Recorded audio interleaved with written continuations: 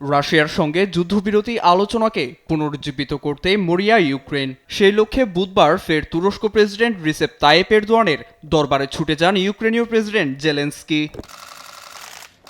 আঙ্কারায় জেলেনস্কিকে বিশেষ সম্মানে স্বাগত জানান এরদোয়ান।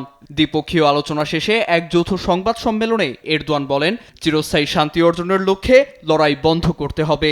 রণক্ষেত্রে রক্তপাতের পরিবর্তে মস্কোকে ইস্তাম্বুলে শান্তি আলোচনায় ফেরার আহ্বান জানান তিনি। আমরা বিশ্বাস করি ইস্তাম্বুল আলোচনা পুনরায় সক্রিয় ও লাভজনক হবে। আশা করি সব অংশীদার যারা এই অঞ্চলে রক্তপাত বন্ধ করতে চান তারা ইস্তাম্বুল প্রক্রিয়া সম্পর্কে একটি গঠনমূলক দৃষ্টিভঙ্গি গ্রহণ করবেন।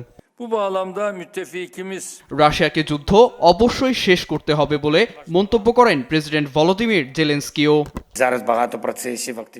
শান্তি অর্জনের লক্ষ্যে আমরা কূটনৈতিক পথে হাঁটছি, চেষ্টা করছি দেশের সার্বভৌমত্ব ও নিরাপত্তা নিশ্চিত করতে। যুদ্ধ অবশ্যই শেষ করতে হবে, শান্তির কোনো বিকল্প নেই। রাশিয়াকে বুঝতে হবে যে যুদ্ধ ও হত্যাকাণ্ড চালানোর জন্য কোনো পুরস্কার নেই।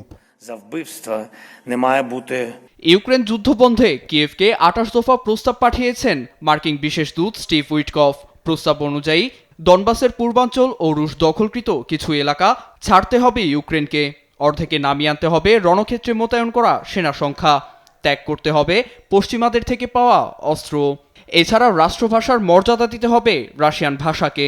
একাধিক মার্কিন গণমাধ্যমে এসেছে প্রস্তাব প্রত্যাখ্যানের কোনো সুযোগ নেই। শান্তি চাইলে এটি মানতেই হবে জেলেনস্কিকে। তবে এ সংক্রান্ত কোনো প্রস্তাব হাতে পায়নি রাশিয়া। গণমাধ্যমে প্রচার নয়, আনুষ্ঠানিক প্রস্তাব পেলে আলোচনায় প্রস্তুত মস্কো। নীরব দাস, নিউজ ডেস্ক, দেশ টিভি।